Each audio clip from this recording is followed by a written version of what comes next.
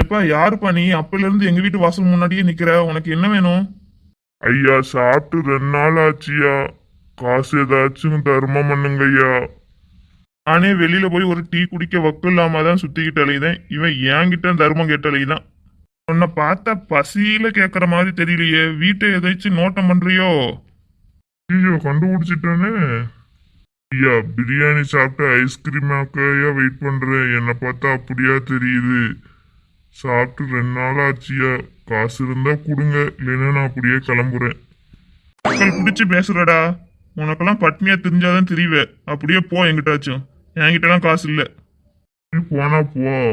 உன் வீட்டுக்குள்ள போய் நான் எடுத்துக்கிட மாட்டேன். என் தம்பி இப்போ ஒருத்த வருவான், பார்த்துட்டே இரு.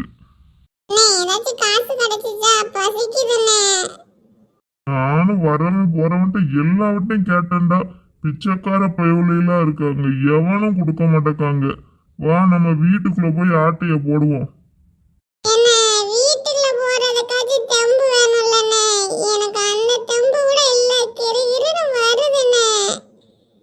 ஏதாச்சும் உள்ள சமைச்சு வச்சிருப்பாங்கடா, வாடா அதை போய் எடுத்து சாப்பிட்டுட்டு அதுக்கப்புறம் வேலையை ஸ்டார்ட் பண்ணலாம்.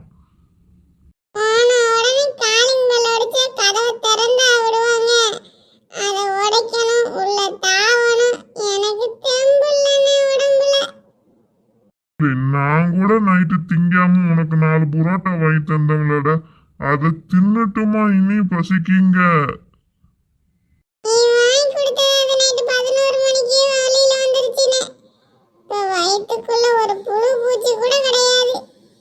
ஏன்ல இப்படி வாய் கூசாம போய் சொல்லுற? காலையில தானே 2 பொண்ணு அமுக்கணும் என் கண்ணு முன்னாடி.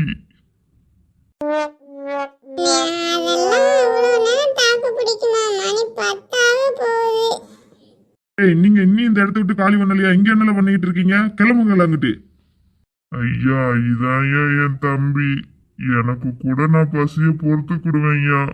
இவன் பொறுத்துக்கிட மாட்டான்யா. வீட்டுல 2 நாள் உள்ள பழசு இருந்தா கொடுங்க ஐயா.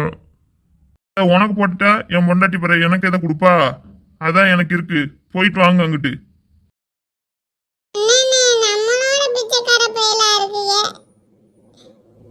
திங்கிறதுக்கு பெசானிக்கு பால் டாயில குடிச்சு செத்து போயிடலாம். வாழ போவோம் அங்கிட்டு.